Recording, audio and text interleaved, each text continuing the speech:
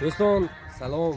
ما همراهی ابراهیمی برادر عزیز ما در تاجیک‌آباد هستیم و این گله اسب نتوانستیم که اینجا توقف نکنیم در راه و این یک منظره نازنین.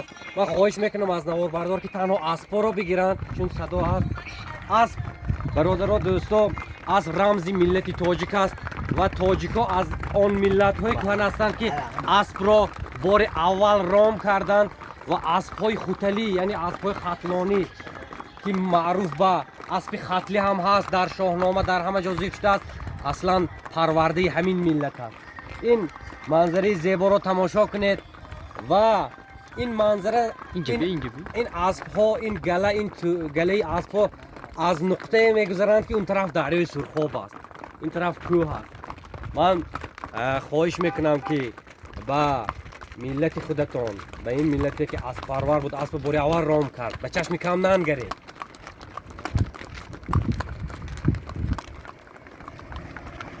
Galay asbamana tamaşlayasın.